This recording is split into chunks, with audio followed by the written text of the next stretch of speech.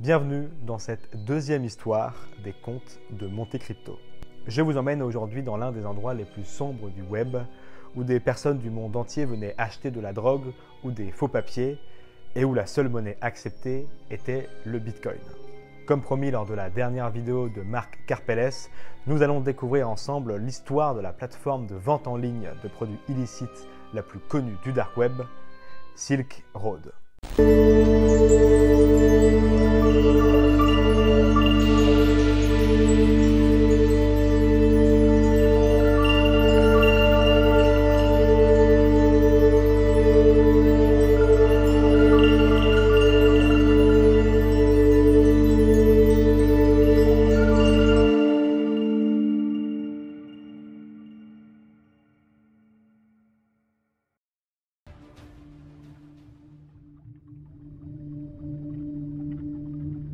Créée en février 2011, la plateforme Silk Road, en référence aux routes de la soie, va commencer à faire parler d'elle sur Internet lorsque le blog Gawker va publier un article qui parle de ce marché en ligne qui propose divers services illicites.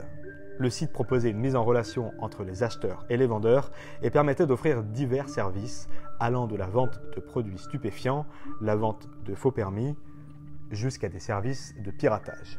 En échange, le site touchait une commission sur chaque transaction allant de 3 à 12%. Le site disposait d'un très bon service client puisque les acheteurs pouvaient noter les marchandises et les vendeurs et ces derniers étaient même classés sur le site pour aiguiller les nouveaux acheteurs potentiels directement sur Silk Road.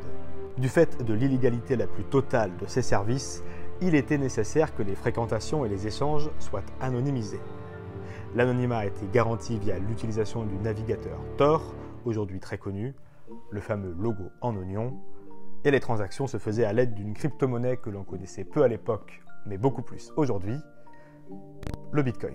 Petite précision sur ce point, si l'on comprend mieux aujourd'hui le fonctionnement du Bitcoin, qui est pseudonyme et non pas anonyme, à l'époque, lorsque le réseau était peu utilisé, beaucoup pensaient que ce réseau et le Bitcoin étaient donc anonymes et l'utilisaient pour des transactions plus ou moins légales. Au fil du temps, le nombre d'utilisateurs va croître, allant jusqu'à presque 150 000 acheteurs pour moins de 3 000 vendeurs qui ont effectué près d'1 300 000 transactions entre le 6 février 2011, date de la création du site, et le 23 juillet 2013.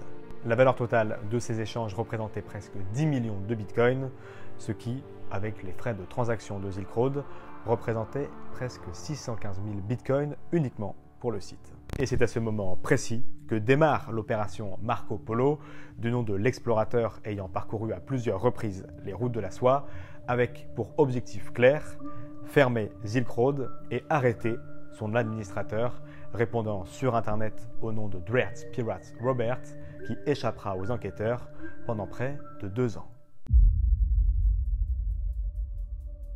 Qui est Dread Pirate Robert, plus connu sous le nom de DPR? C'est une question qui, vous l'aurez compris, restera sans réponse jusqu'en 2013. Avant cette date, on ne connaissait pas l'identité de DPR, mais seulement sa personnalité.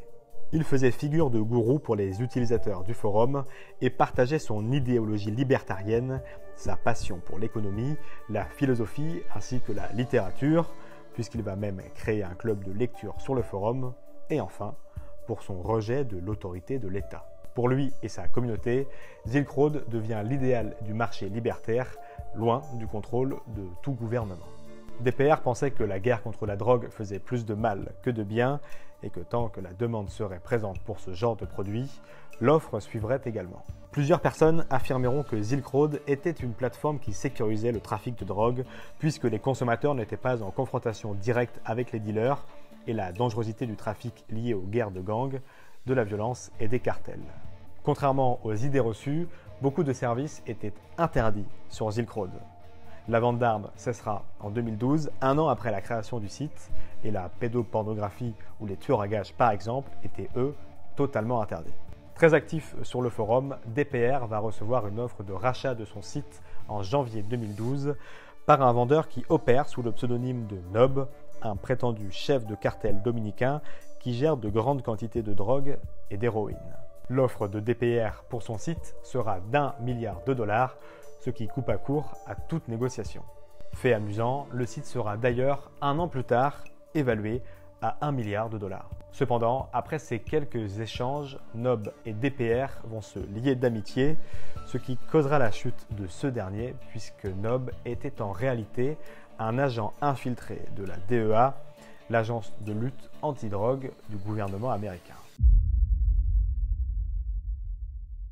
Nob, de son vrai nom Carl Force, faisait en effet partie de l'opération Marco Polo et avait réussi à entrer en contact régulier avec l'administrateur principal du site, DPR.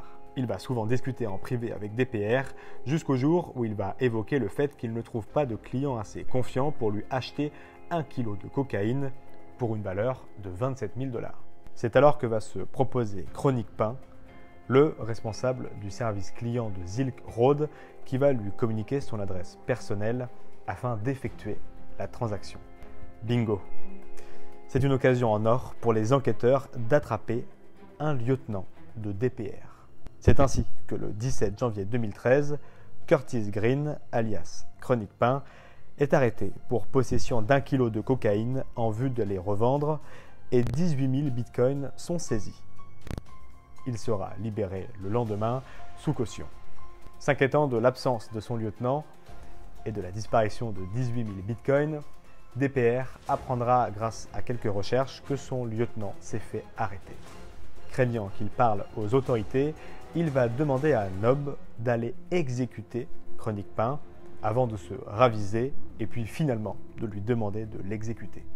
Mais seulement, rappelez-vous, Nob est un agent infiltré de la DEA. La mise à mort de Chronique Pain sera alors mise en scène contre 80 000 $. S'ensuit la découverte d'une faille dans le code source de Silk Road, laissant apparaître l'adresse IP d'un data center hébergé en Islande. La perquisition de ce serveur révèle l'existence d'un serveur backup à Philadelphie, d'un serveur proxy en France, ainsi que d'un VPN en Roumanie. La dernière connexion faite à ce VPN mène à Café Luna, un café à San Francisco, aux États-Unis. Un lien est fait avec un message posté en 2011 sur un forum qui parlait de Silk Road où une personne contactait d'autres personnes avec une adresse mail personnelle russhulbridge@gmail.com. Il tenait là le cerveau présumé de Silk Road, DPR. Désormais surveillé de près par la police, Russ William Hulbridge, un jeune Texan diplômé en physique, reconverti dans le trading et vivant dans une colocation à San Francisco, est loin des clichés des barons de la drogue imaginés par les enquêteurs. Cependant, il sera arrêté par les forces de l'ordre le 2 octobre 2013 lorsqu'il se rendra dans une bibliothèque de Glynn Park à San Francisco. Des membres du FBI vont lui passer les menottes en s'assurant que son ordinateur personnel reste ouvert et connecté au site de Silk Road. Cette arrestation sera marquée par la fermeture du site Silk Road le jour même, le 2 octobre 2013 donc. Le pseudonyme de Dread Pirate Roberts va par la suite prendre tout son sens puisque celui-ci fait référence au roman écrit par William Goldman en 1973 et où le terrible Pirate Roberts est une sorte de Robin des Bois masqué et où son titre se transmet entre différentes générations de justiciers. Fait amusant, un mois après la fermeture de Silk Road, un nouveau DPR prendra forme sur le web et ouvrira Silk Road 2.0, mais celui-ci sera fermé un an plus tard, en 2014 donc. Une troisième et dernière version ouvrira dans la foulée et persistera jusqu'au 10 juillet 2017, où sa fermeture s'effectuera en même temps que d'autres sites du même genre sur le Darknet. Russ Hulbridge sera reconnu coupable le 4 février 2015 de 7 chefs d'accusation, dont trafic de stupéfiants et blanchiment d'argent, et sera condamné à 2 peines de réclusion à perpétuité et à 40 ans de prison. Lors de l'ouverture de son procès, Russ va affirmer qu'il a donné le contrôle de son site dès l'ouverture à quelqu'un d'autre et qu'il n'est donc aucunement rattaché aux actions de DPR. Et ce quelqu'un d'autre pourrait être, d'après lui, Mark Karpeles. Cependant, les données obtenues sur son ordinateur personnel lors de l'arrestation ont permis de contredire cette version. C'est ainsi que s'achève l'histoire de la plateforme la plus connue du Darknet, même si un lien persiste encore et toujours entre Darknet, Silk Road et Bitcoin. Durant son existence, la plateforme Silk Road a eu diverses influences sur le roi Bitcoin. Peut-être que des personnes parmi vous ou vos proches ont entendu pour la première fois parler du Bitcoin à travers cette plateforme Silk Road ou même que vous avez acheté certains produits sur ce dernier.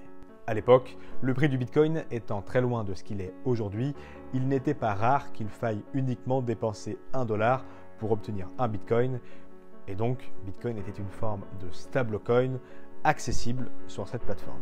Ce site a façonné une mauvaise réputation à Bitcoin qui lui colle encore à la peau, même si, on le répète, aujourd'hui, toutes les transactions de Bitcoin sont retracées et bien souvent, on est capable en quelques minutes, avec des solutions comme Chain Analysis, de retracer une transaction afin d'arriver à son émetteur. Point amusant à souligner, la chute de la valeur du Bitcoin lors de la fermeture de Silk Road le 2 octobre, le faisant passer de $125 à $87. Aujourd'hui encore, certains mouvements liés à des portefeuilles impliqués dans Silk Road font du bruit. On s'en souvient, le 3 novembre 2020, lorsqu'une transaction de 69 470 bitcoins a eu lieu pour près d'$1 milliard à l'époque. Ce portefeuille serait directement lié au compte de Silk Road et aurait été saisi par la justice lors du procès de Russ Ulbricht en 2015. J'espère que ce deuxième épisode des Contes de Monte Crypto vous aura plu. On se retrouve le 25 novembre prochain pour le troisième épisode des Contes de Monte Crypto et je vous laisse justement une semaine en commentaire pour nous faire des suggestions sur les thématiques que vous aimeriez voir traitées sur ce sujet, que ce soit en relation avec les crypto-monnaies ou sur l'écosystème en général. Merci d'avoir écouté cet épisode jusqu'au bout. Je vous mets dans la description toutes les informations et les sources ainsi que d'autres articles si vous souhaitez creuser un petit peu le sujet. Nous, on se retrouve dans un mois pour un nouvel épisode et d'ici là, restez curieux et connectez au site de cryptost.fr pour être à l'affût de toutes les dernières news crypto.